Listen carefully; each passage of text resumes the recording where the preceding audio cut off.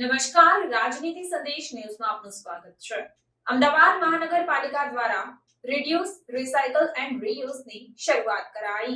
અમદાવાદ મહાનગરપાલિકા દ્વારા એક અલગ જ પહેલ કરવામાં આવી છે, જેમાં 7 ઝોનમાં 7 અલગ અલગ RRR વાન એટલે કે રિડ્યુસ, રિસાયકલ એન્ડ રીયુઝ વર્ષે અને લોકોના વધારાના કપડાં, રમકડાં અને ઘરની ચીજવસ્તુઓને એકઠી કરીને ગરીબ બાળકોને વિતરણ કરવામાં આવશે।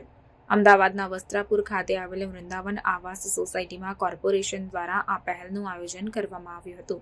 આ પહેલમાં કોઈપણ ચીજ વસ્તુ જે ખરાબ થઈ ગઈ છે તેનું રિસાયકલ કરીને ફરીથી તેને ઉપયોગમાં લેવામાં આવે અને જરૂરિયાતમંદોને તે આપવામાં આવે તે માટે આ પહેલ કરવામાં આવી છે, જેના લીધે my city is my pride એટલે કે મારું અમદાવાદ સ્વચ્છ અમદાવાદ બને તેની આ પહેલ કરવામાં આવી છે।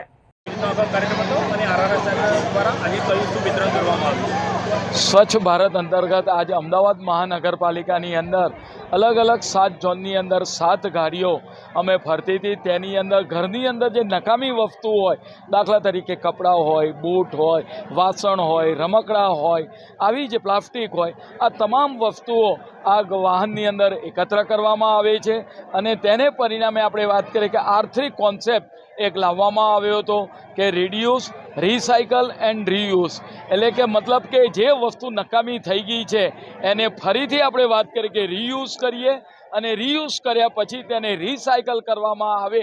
આમ કોઈના ત્યાં નકામી વસ્તુ એ કોઈના જીવનની અંદર એ ઉપયોગી થઈ પડતી હોય છે। મહાનગરપાલિકા દ્વારા આ R3નો એક નવીન અભિગમ લાવવામાં આવ્યો છે, પરિણામે જનતાની અંદર પણ એનો સારો પ્રતિભાવ જોવા મળ્યો છે। દરેક ઘરની અંદર એક સમસ્યા હોય છે કે ભાઈ નકામી થયેલી વસ્તુ નાખવી ક્યાં, તો અમદાવાદ મહાનગરપાલિકાએ R3 કોન્સેપ્ટ આધારિત જે નકામી વસ્તુઓ હોય એ ઘરમાંથી એકત્ર કરી અને જ્યાં જરૂરિયાતમંદ લોકો હોય એ જરૂરિયાતમંદ લોકોને આજે આ વસ્તુ પહોંચાડવામાં આવી છે।